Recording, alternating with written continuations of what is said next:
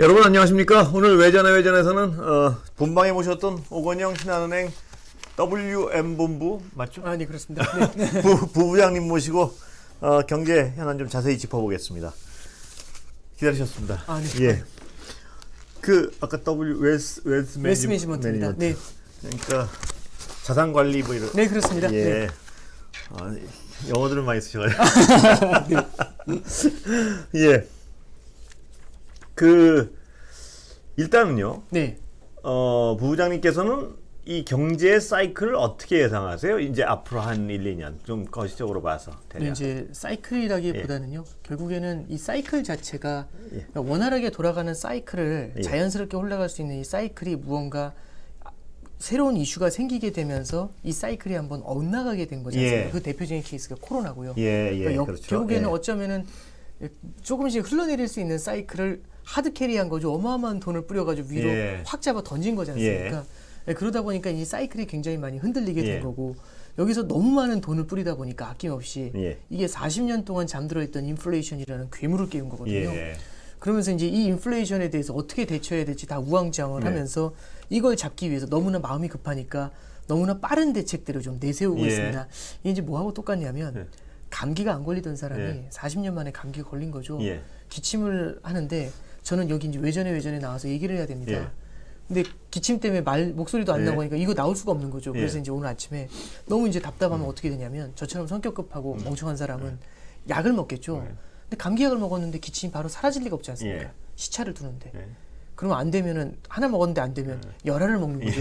그럼 나올 수가 없는 겁니다. 그럼 결국에 이제 우리가 좀 바라봐야 될 게 뭐냐면, 예상하지 못했던 강한 인플레이션이 찾아왔고 이걸 잡지를 못하면 어떻게 대응을 하냐면은 금리 인상을 여러 차례 급격하게 한 거죠. 열알을 먹은 거지 않습니까?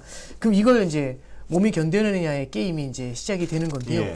이런 것들 때문에 앞으로 1, 2년은 어쩌면은 인플레이션이라는 이슈보다도 저는 오히려 이제 그 금리 인상의 충격 때문에 나타날 수 있는 디플레이션이라든지 디스인플레이션에 대한 두려움들, 이런 가능성들도 같이 놓고 고민을 해봐야 되지 않나 싶습니다. 근데 그 비율을 제가 비율을 그대로 좀 들으면요.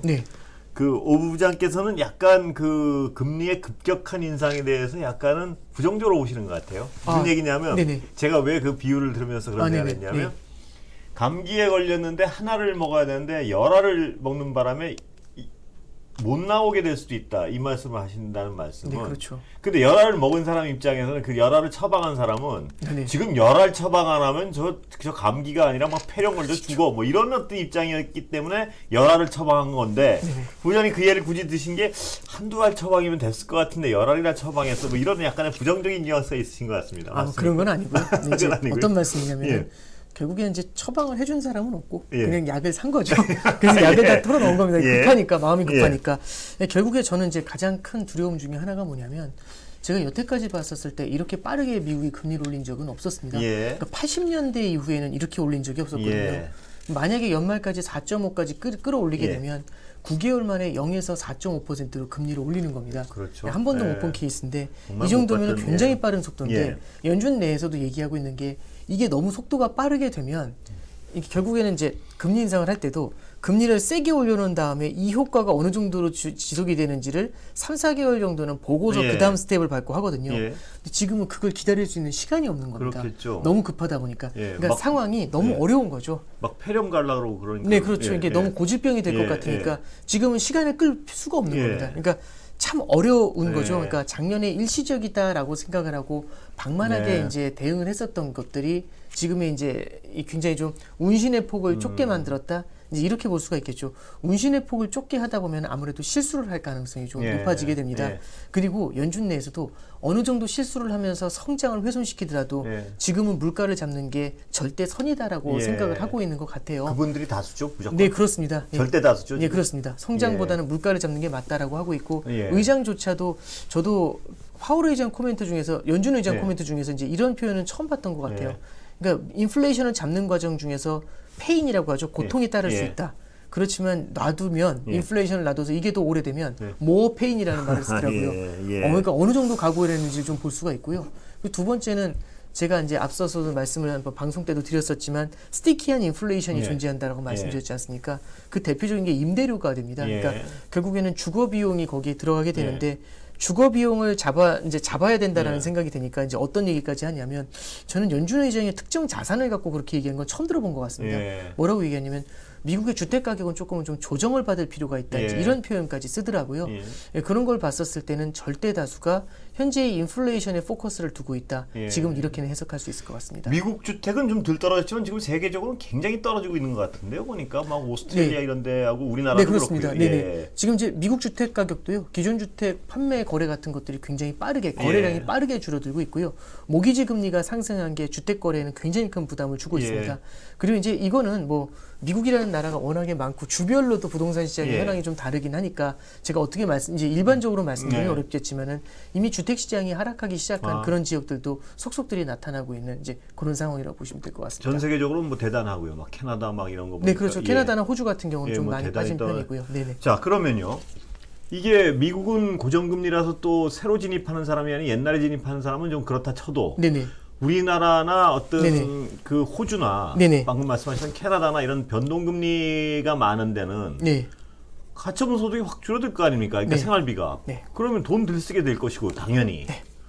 지금 금리는 막 올라가면 돈 들 쓰게 되면 경기 침체, 그러니까 이 돈이 덜 돌 것이고 경기 침체 가능성은 높아질 것이고 이게 계속 이렇게 되는 거죠. 지금 상황은 계속. 이제 악순환의 가능성이 이제 나타나는 건데요. 제가 금리 사이드에서만 말씀을 드리면 하는 총재 코멘트도 거기에 이제 포커스를 맞추고 있습니다. 우리나라 같은 경우는 이제 그 질문 하시는 분들이 되게 많았어요. 미국이 0.75%씩 6월, 7월, 9월 금리 올렸고 11월에도 0.75 올린다고 했지 않습니까? 그럼 미국이 금리를 올리는데 우리가 금리를 못 올리니까 그만큼 달러가 강해지는 겁니다. 그러니까 이제 혹자는 그런 질문을 하시는 거죠. 우리나라도 0.75 올리면 되잖아. 근데 이제 문제가 뭐냐면 우리나라 같은 경우는 가계부채가 많은 편이고요. 그 가계부채 중에서 미국 같은 경우는 주택담보대출의 10% 정도가 변동금리입니다. 근데 우리나라 같은 경우는 60-70%가 변동금리거든요. 한 90 아닌가요? 아니, 그 정도까지는 아니고 이제 우리나라도요. 실제로 2010년대 들어와가지고는 변동금리에서 고정금리를 조금씩 이제 전환시키는 경향들이 좀 나타났었죠. 그러다 보니까 이창용 총재 코멘트에도 명확하게 나와 있는 건 우리나라의 0.5% 빅스텝 인상은 이런 구조를 따져봤었을 때는 미국의 0.75%에 버금갈 수 있다. 이제 파괴력은. 그렇죠.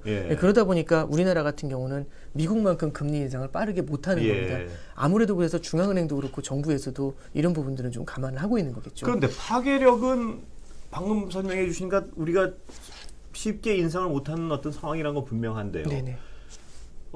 인플레이션을 잡기 위해서는 또 환율 때문에 미국만큼 안 올리면 그 여파도 분명한 거 아닌가요? 네, 그렇습니다. 이게 결국에는 그래서 우리나라가 결국에는 미국 중앙은행한테는 독립적이기가 어렵다라고 얘기를 하고 있는 게 미국에서 결국에는 금리를 세게 올리면서 어느 정도는 그 물가를 잡아줘야지 우리나라 같은 경우도 그 문제가 풀릴 수가 있는 겁니다. 근데 우리가 독립적으로 금리를 혼자 올려가지고 우리나라만의 물가를 잡겠다. 이게 상당히 어렵거든요.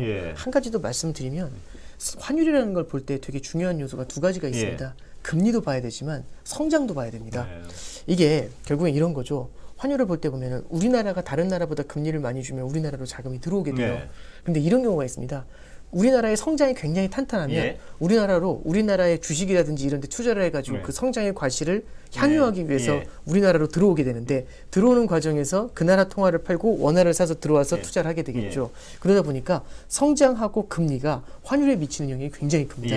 근데 이제 환율이 어려운 이유가 뭐냐면 이 성장하고 금리라는 요인이 서로 또 얽혀 있습니다. 그러니까 예를 들어서 금리를 세게 올려서 성장이 무너져 버리면 그러면 이제 어떻게 되냐면 금리 인상 때문에 우리나라로 자금이 들어오는 요인이 있지만 되려 성장이 주저앉았기 때문에 자금이 빠져나가는 요인도 생겨나게 되겠죠.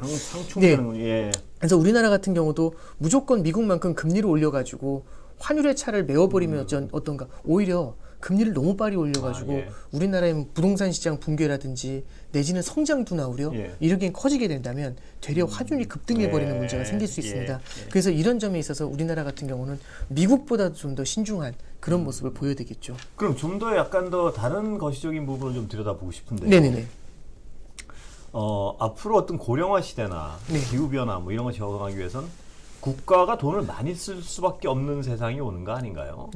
그 재정 지출은 많이 쓸 수밖에 없는데 그렇다면 재정 적자는 늘어날 수밖에 없고요. 네. 그런데 금리는 또 고금리고요, 지금. 네네.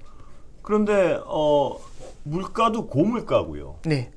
그러면 이게 돈은 재정은 많이 써야 되고 네. 또 고금리 통해서 또 빨아들이려 그러고 네. 이런 어떤 약간 어중간한 상충된 상태가 이어지는 상태가 되는 거 아닌가요? 계속 그렇게 될 수 있죠. 예. 네. 그러면은 이게 어떤 상반된 쪽을 쳐다보고 있는데 정책이란 게 네. 이렇게 갈 수밖에 없는 거 아니에요, 당분간은. 그렇게 가면 안 되니까 예. 지금 강력하게 금리를 잡으려고 하는 건데요. 이게 물가를 잡으려고 하는 건데요. 예. 되게 이제 중요한 포인트를 짚어주셨는데요. 예.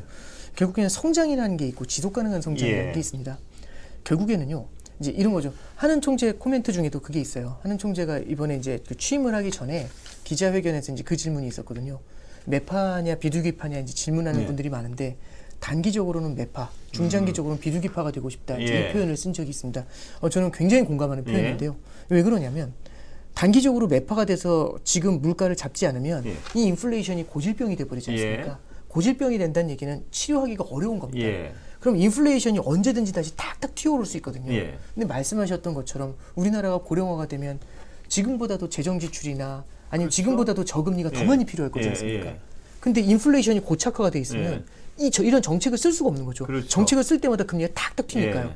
그럼 여기서 제일 좋은 방법은 뭐냐면 지금 굉장히 아프더라도 예, 확 이 잡고. 인플레이션을 발본 세곤하고 가야 됩니다. 예. 그래서 이 지금 인플레이션을 잡아야 예. 그래야 지속 가능한 성장을 그런데 만들 수 있는 또, 거죠. 또 얘기가 순환 논리가 되는데 네. 지금 인플레이션 잡으려면 네. 금리를 왕창 올려야 되고 뭐 경기 좀 망가지는 걸 감안하고라도 밟아야 되는데 네. 우리는 또 가계부채 때문에 그게 미국보다도 쉽지 않은 거 아닙니까? 네.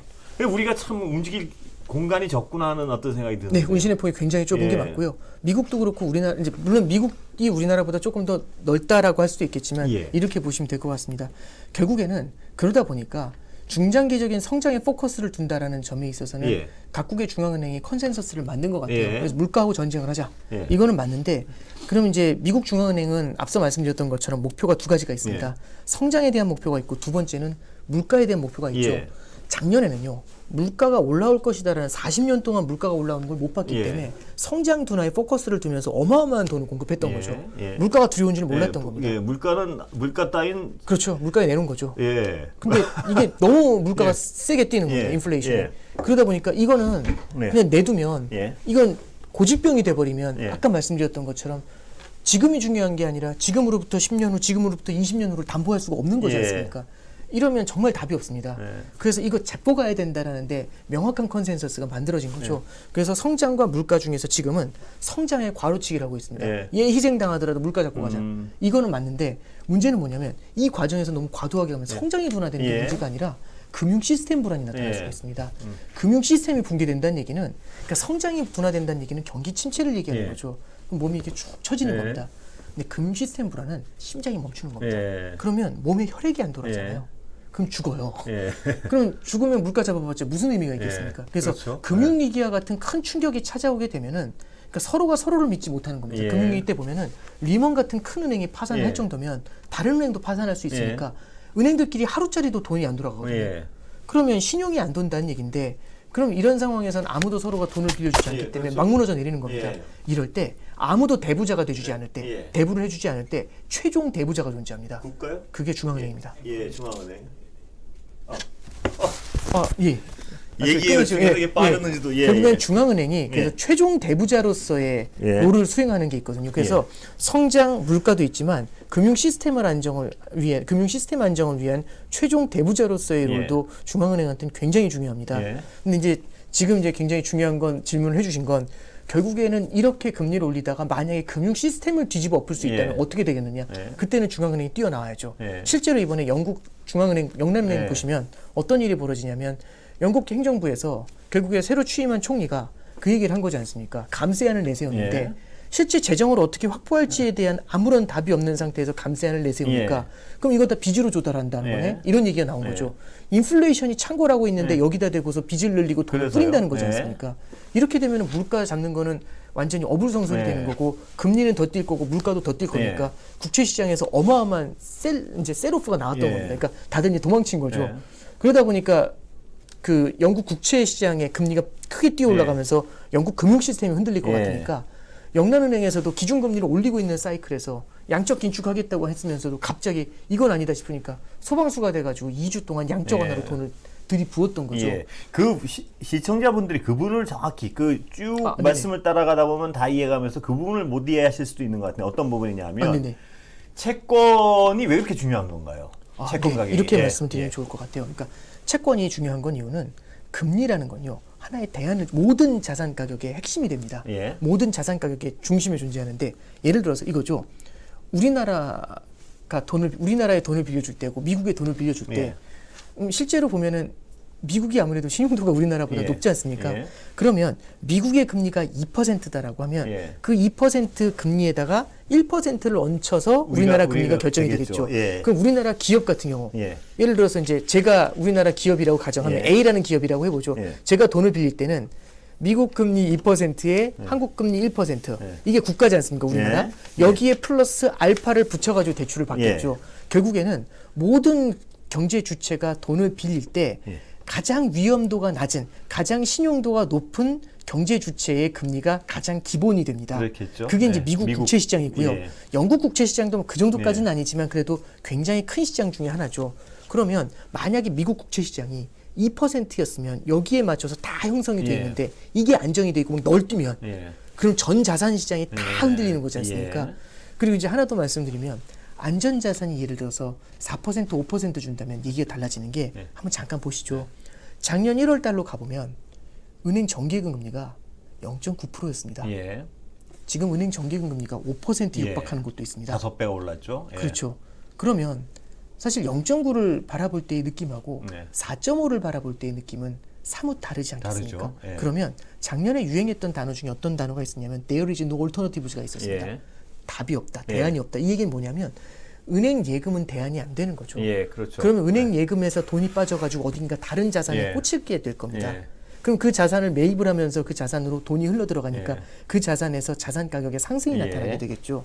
근데 이제 대안이 존재하지 않습니까? 4.5면 대안이 된다는 생각을 합니다.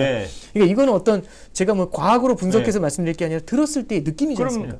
예를 들어 1억이 있는 사람 많지 않지만 현금 1억이 있으면 1년에 얼마입니까? 450만 원이 들어온다는 얘기인가요? 그렇죠. 그러면 한 달에 40만 원 이상이 어떤 그 현금으로 들어온다는 소리인데 그러면 야 이거 한번 생각해 볼 만한데 이렇게 되는 거 아니겠습니까? 그렇습니다. 0.9하고는 느낌이 완전히 다르죠. 다른 거죠. 그러면 결국에는 모든 자산 가격을 바라볼 때는요. 그 자산을 살 때 우리는 뭘 걱정하냐면 이 자산을 샀을 때 떨어질 수 있는 리스크가 있지 않습니까? 그 리스크를 생각하기 전에 뭘 보냐면 아무런 위험이 없이 정기예금에만 넣어놔도 얼마를 받아라는 건 굉장히 큰 이슈가 될 수가 있습니다. 그 중거틀이 올라가는 거죠. 그러다 보니까 우리가 이제 금리 시장을 바라보는 게 굉장히 중요하다. 이렇게 말씀드릴 수 있겠죠. 채권 가격이 그럼 너무 싸지면 그러니까 금리가 너무 많이 오르면 아까 여러 가지 기준이 흔들려서 위험하기도 한 거지만 나라 국간도 위험해지는 거죠. 그렇죠. 국가 부채가 컸을 때는 국가가 부담해야 되는 이자가 크게 증가하게 됩니다. 그리고 이제 금리가 그래서 채권자 가격을 잡으려고 그렇게 막 서두르는 거겠죠. 그렇습니다. 그래서 너무 이제 위험해지니까 그 국가 재정이. 이제 지금 현재 문제가 되는 게 뭐냐면 지금 미국 국채 금리가 12주 연속으로 올랐어요. 근데 이제 사람의 마음이라는 게 있습니다. 이런 게 있습니다. 금리가 올라가면 여태까지는 금리가 올라간 걸 별로 못 보다 보니까 1주, 2주 오르면 저러다 말겠지. 3, 4주 오르면 5, 6주 오르면 뭐 어떻게 된 거지? 6, 7, 8주 오르면 야 거의 다 왔어. 너무 많이 올랐어. 근데 9, 10주 오르면서 그렇게 되면 어떻게 되냐면 이거 아니다. 이거 뭔가 문제가 생겼다 하면서 금리가 더 올라갈 거라는데 배팅을 하게 되는 거죠. 그러면 나중에 11, 12주에는 어떤 일이 벌어지냐면 확 자금이 쏠리면서 금리가 살살살살 올라가다가 확 꺾어서 이렇게 이제 커브처럼 올라가는 문제가 생기게 돼요. 그럼 이거는요 걷잡을 수 없는 문제를 만들거든요. 그러니까 금리가 올라가는 것도 문제지만, 그러니까 결국에는 이 준거가 되는 금리가 올라가는 것도 문제지만 이게 너무 세게 올라가면 그야말로 다른 시장은 굉장히 당황하게 되는. 군대에 보면은 앞에 가는 거고 그 행군할 때 맨 앞에 가는 사람하고 맨 뒤에 가는 사람은 다르지 않습니까? 그렇죠. 맨 뒤가 어마어마하게 힘들어질 수 있죠. 앞에서 막 왔다 갔다 해버리면. 그러니까 뛰다가 또 걷다가 막 이러는 거. 그렇습니다. 그러다 보니까 미국 중앙은행도 그렇고 영국 중앙은행 같은 경우도 금리가 너무 빠르게 뛰어 올라갈 것 같으니까 바로 소방수가 돼가지고 들어온 거죠. 그랬더니 이제 시장에서 비난하는 건 아니 기준금리 인상을 하면서 양적 완화를 한다는 게 말이 되냐. 이제 이런 얘기를 하니까 이제 영란은행에서 한 얘기도 2주간 시간을 벌기 위해서 한 거다. 이렇게 얘기를 하면서 일단 딱 캄다운을 시켰던 거예요. 그런데 우리 얘기도 비슷하게 연결되는 게 강원랜드 얘기 혹시 그 레고랜드인가요? 네네. 레고랜드 강원랜드가 아니고. 강원도라는 데를 믿고 채권 가격 때문에 제가 여쭤보는 건데. 네네. 설마 강원도가 보증을 했는데 이게 무슨 돈 못 받게 해서 사니까 네. 자금들이 몰려왔겠죠. 아, 네네. 그런데 강원도가 갑자기 우리 이거 못 줘. 네. 이러니까 야, 도도 거의 나라인데. 네네. 나라가 돈을 못 주는 저런 안정된 채권도 나라가 돈을 못 준다고 저렇게 자빠지는데 그럼 다른 아무리 우량한 회사채 같은 것도 어떻게 믿어? 이렇게 된 거죠 지금 불안한 게. 그럴 수 있습니다. 예. 앞서 말씀드렸던 것처럼 리먼 사태 때도 리먼과 같은 큰 은행이 무너지고 저쪽도 믿지 못하는데 라는 얘기거든요. 이게 심리적으로 취약할 때 이런 일이 벌어지게 되면 심리적으로 취약할 때 이런 일이 벌어지게 지금 우리가 심리적으로 취약하기 때문에 그 강원도지사의 한마디가 이렇게 흔들어 놓은 거겠죠. 전국을. 예, 결국에는 그러다 보니까 회사채 시장에서도 이게 결국에는 단기 채권이라든지 회사채 같은 경우도 지급보증 같은 그렇죠. 이런 것들이 있었는데 이런 것들이 결국에는 심리를 갖다 급격하게 냉각시켰던 그런 트리거로 작용할 수 있게 됩니다. 피가 갑자기 끈적해지는 거죠, 그러니까. 네, 그렇습니다. 안 돌고. 네, 그렇습니다. 네. 잘 서로 못 믿게 되고. 네, 그렇습니다. 예, 그러면 이게 정말 앞으로 근데 국가는 작은 정부를 운영하기 점점 어려워지는 세상이 오는 거 아닙니까? 지금 아까도 잠깐 여쭤봤지만. 네, 이게 저도 참 어려운 질문이신 것 같아요. 근데 작은 정부와 큰 정부에 대한 거는 결국에는 과거에서 미국에서도 봤던 것처럼 계속해서 이제 순환을 해왔지 않습니까? 그리고 결국에는 장기 저성장이다. 더 이상 성장할 게 없다. 이제 이렇게 생각을 할 수도 있겠지만 이것도 결국에는 향후의 생산성이 어떻게 바뀌느냐에 따라서 기술 발전이 어떻게 바뀌느냐에 따라서 저는 좀 다르다라고 생각을 합니다. 그래서 이제 너무 비관적으로만 보는 건 아닌 것 같지만 그럼에도 불구하고 지금 현재까지 나와 있는 것만 보면은 우리나라도 결국에는 고령화 사회에 조립을 하는 거고요. 이거 뭐 명백하죠. 우리나라. 그리고 결국에 우리는 첨단 제조업에 고부가 가치 산업에 포커스를 두고 있는데 그런 상태에서 고령화로 된다라고 하면은 이 경쟁력이 물론 뭐 이제 로봇이라든지 이런 얘기들이 좀 충분히 나오고 있지만 지금으로부터 10년, 20년 후에는 다소 좀 내려갈 수도 있지 않겠습니까? 그렇게 됐었을 때는 정부의 역할이 아무래도 조금 더 중요해지는 그런 시기가 될 수 있습니다. 복지에 들어가는 돈도 많아질 것이고. 네네, 그렇습니다. 지출이 커지게 되겠죠. 그다음에 이 기후변화란 문제도 세계적으로 지금 돈을 거기다 쓸 수밖에 없는 상황 같고요. 네. 그런 상태에서 그래서 아까 제가 그 본방에 잠깐 여쭤봤지만 인플레이션 타겟이 2%가 너무 무리한 거 아니냐 이런 얘기들이 나오는 것 같아서요. 네. 이제 뭐 그 얘기가 인플레이션 타겟을 좀 바꿔야 되겠다라고 했던 얘기가 2%에서 3%로 바꾸자라는 얘기까지 나온 적이 있습니다. 그게 이제 15년, 16년에 나왔었던 얘기인데요. 이게 그때는 인플레이션이 없었고요. 인플레이션이 너무 올라오지 않으니까 그러니까 2%만 되면 때리니까 사라지는 거 아니냐. 그래서 3%까지는 좀 올려놔야 때려도 좀 이렇게 남아있지. 너무 스트릭트한 기준을 세운 거 아니냐. 그러니까 예를 들어 이런 거죠. 95점이 넘어야만 합격이다라고 하면 다들 포기한다는 거죠. 그래서 기준 낮춰가지고 3%란 얘기는 85점만 넘어도 합격시켜야 돼. 이제 이 얘기를 한 거고 아까 방송에서 드렸던 말씀의 핵심은 지금은 그런 얘기를 할 수 있는 상황이 아니다. 시그널링을 정말 이상하게 줄 수 있다는 얘기죠. 시험 보고 나서 안 될 것 같으니까 기준 낮추면. 근데 이번 시험 끝나고 나면요. 이번 시험 끝나고 나면 좀 기준을 한 4% 해가지고 국가 근데 지난 2010년대인가요? 2000년대부터 우리는 전 선진국들은 저성장 시대를 겪었던 거 아니에요? 그러면 인플레이션 타겟을 좀 삭해서 이번 시험 끝나면요. 이번 시험 끝나면 인플레이션 타겟을 한 4%를 올리고 적당한 금리 적당한 금리, 금리가 옛날처럼 완전히 바닥은 아닌데 적당한 금리를 유지하면서 정부는 돈을 많이 쓰고 고성장을 좀 유도하는 그런 어떤 패러다임으로 바꿔야 되지 않느냐, 뭐 이런 설도 있는 것 같아서 어떻습니까? 이제 2% 물가 목표가 시장에서 녹아들게 된 거는요. 이제 받아들이게 된 거는 이제 그게 90년대 초반에 뉴질랜드에서부터 그 금리 얘기가 나오기 시작을 해요. 그러면서 이제 전체적으로 2% 물가 타겟이 이제 딱 받아오게 되는데 이거는 사실상 성장과 관련된 면이 큽니다. 그러니까 이런 거죠. 그러니까 물가가 올라간다는 얘기는 살이 찐다는 얘기라고 보시면 되고 성장이 나온다는 얘기는 키가 큰다고 보면 됩니다. 그러니까 누구나 다 살이 찌고 싶진 않고 키가 크고 싶겠죠. 근데 문제는 뭐냐면 키가 크다 보면 살이 찔 수밖에 없습니다. 그러니까 몸무게가 늘어날 수밖에 없으니까 그렇죠? 어쩔 수 없이 이게 성장을 이 정도 3% 이렇게 성장을 하면 2% 물가 오르는 거는 리즈너블한 거다.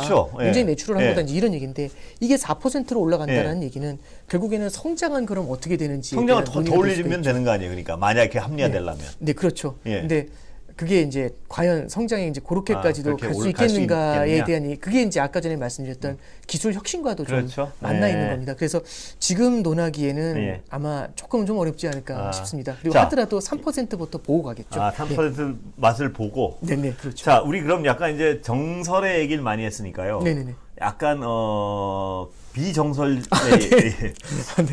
그 국제 어떤 통화, 특히 달러가 지금 킹 달러인데요. 네.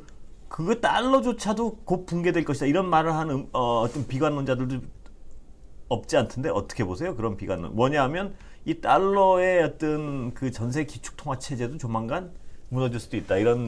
근데 이게 그러니까 물론 뭐 달러 통화 체제 자체에 대해서 의구심이 커질 수 있다. 이런 거는 뭐 저는 뭐냐면 옛날에 제가 잘 정확히 모르겠지만 옛날에 근본이제에서 달러가 이제 금을 중심으로 운영되다 이건 안 되겠구나. 금을 연동시키는 거. 그다음에 이제 페트로달러 그러니까 석유에 연동시켰는데 지금 또 국제적으로 뭐 이 지정학적으로 막 서로 따로 있다 보니까 달러도 이제 뭐 위안화로 석유도 위안화로도 사게 할 것이고 뭐 루블화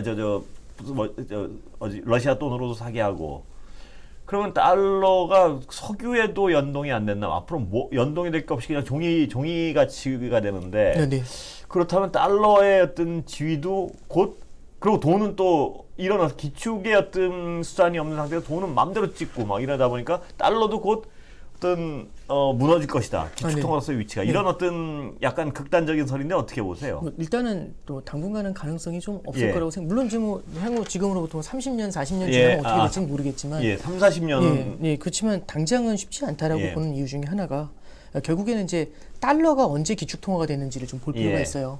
1900년대 초만 해도 영국이 기축통화였거든요. 영국 파운드화가. 근데 영국 파운드화가 1차 세계대전을 거치면서 굉장히 크게 흔들리게 됩니다. 근데 아시는 것처럼 세계대전이라는 거는 미국 본토에서 일어난 게 아니라 유럽에서 일어났지 않습니까? 그래서 영국의 재정 적자도 굉장히 심해지다 보니까 파운드화의 신뢰도가 떨어지게 돼요. 그리고 그 사이에 미국의 성장이 어마어마하게 강했고요. 그래서 미국의 성장이 영국을 대체하게 되면서 미국이라는 국가의 경제력이 달러라는 게 하나의 기축통화로 자리 잡게 된 게 2차 세계대전이 끝난 다음입니다. 근데 달러가 이 기축통화로서 국제통화로서 자리 잡는데도 굉장히 많은 트러블이 있었거든요. 기축통화가 되기 위해서는 하나의 딜레마를 거쳐야 됩니다. 그 딜레마가 뭐냐면 트리핀의 딜레마라는 건데요. 이런 겁니다. 기축통화가 된다는 얘기는 모두가 달러를 쓰고 있어야 되지 않습니까? 그럼 달러가 밖에 나가 있어야 됩니다. 그러려면 무역 적자가 나야 되거든요. 그러니까 무언가 물건을 사주면서 달러를 밖으로 빼줘야 됩니다. 그래야지 사람들이 쓸 수가 있거든요. 근데 무역 적자가 나는 나라의 통화는 신뢰도가 떨어지지 않습니까?